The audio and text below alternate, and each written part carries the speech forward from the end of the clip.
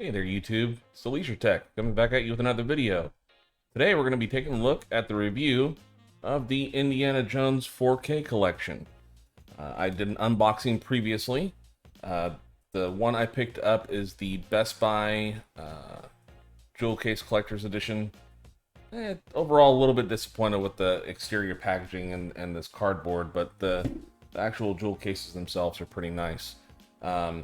Again, my only other gripe is that they didn't put the bonus disc in its own casing. I think that's kind of a missed opportunity there, but got all 4 films and a bonus disc, and I put them through their paces on my 4K Blu-ray player in my home theater system.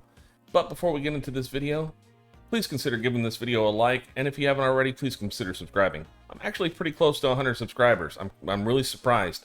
I did not expect to get even 50 subscribers, so the fact that I'm nearing 100, I know it's not a lot, but it's a lot for me. I'm obviously a very small channel. I don't have any kind of a reach, but it'd be really nice to have the subscriber count in the triple digits. So if you get a chance, please consider subscribing. And you know what, I gotta say, I'm very impressed, especially with the Raiders of the Lost Ark. A movie that old has no business looking that good. The restoration work that they did on these movies for the video quality, especially the original 3 movies. Kingdom of the Crystal Skull, the last movie was shot, not that long ago, less than 15 years ago. So it was shot digitally instead of on film. The special effects haven't aged as well as the practical effects have from the original trilogy of films. But particularly with Raiders of the Lost Ark, I was just blown away at the quality of the sound and the video of that movie.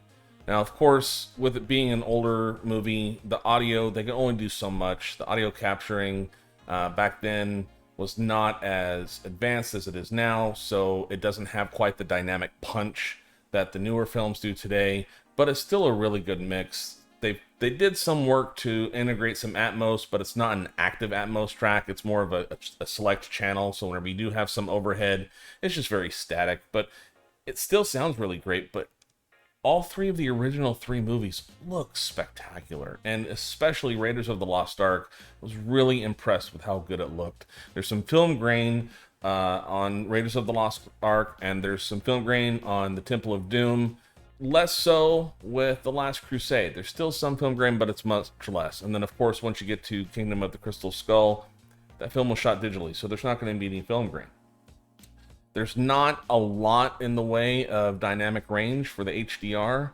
These have always been kind of more muted tones, earthy tones. There's some scenes where there's a lot of fire. Raiders of the Lost Ark, whenever the bar gets set on fire, the flames, they do really pop. There's a lot of specular highlights there. The black levels do extend really deep. And then move forward to The Last Crusade, whenever Indiana Jones and his dad are tied to a chair and the room's on fire. That looks really great. But it's the clarity and the quality of the film and the restoration process that really kind of blew me away here. The biggest attraction I have from the original 3 movies is, unfortunately, on my favorite movie of the 3, The Last Crusade. Really felt like the dialogue in that kind of got overblown or overshadowed by the surround effects. The dialogue is not as clear as it is in the other 4 films. I kept on struggling to hear the dialogue, and I had to make, I was making adjustments to my speaker settings, trying to turn up the center channel, and it just didn't make any difference no matter what I did. So something definitely went amiss whenever they were redoing the audio mastering for The Last Crusade, because the voice quality is just not there. It's hard to understand at times. And that was really disappointing for me, because that's my favorite movie in the franchise. And of course, the movie probably with the best audio mix is the newest, Kingdom of the Crystal Skull. Take it for what you will. That movie, in my opinion, has a lot of problems. Indiana Jones has always been kind of a slapstick, old school, swashbuckler, Western type movie franchise, but they really take it to new extremes. And just the visual effects in that final movie do not hold up at all today, and it's not a movie that I really enjoy. I really stick to the original 3 movies. But I will say overall, Raiders of the Lost Ark, that gets a 5 out of 5 for both audio and video for me. That movie has no business looking and sounding as good as it does. It's spectacular. The video quality for Temple of Doom, I'll give that one a 4.5, and I'll give the audio a 4.5 as well. Last Crusade, I'll give that a 4.5 for video, and unfortunately I'm going to have to give that one like a 3 for the audio, just because the center channel dialogue, it just did not come through as clear as I wish it had. And for Kingdom of the Crystal Skull, it sounds the best, so I'll give it a 5 out of that, and visually, I don't know, I mean, visually it looks good. It was shot digitally. I don't see anywhere where they touched anything up for this transfer. Again, the HDR, nothing spectacular there, and just with how dated this movie is, and with the visual effects not holding up, I got to give it like a 3 for the video. But overall, I would definitely recommend you pick up the 4K collection of the Indiana Jones quadrilogy.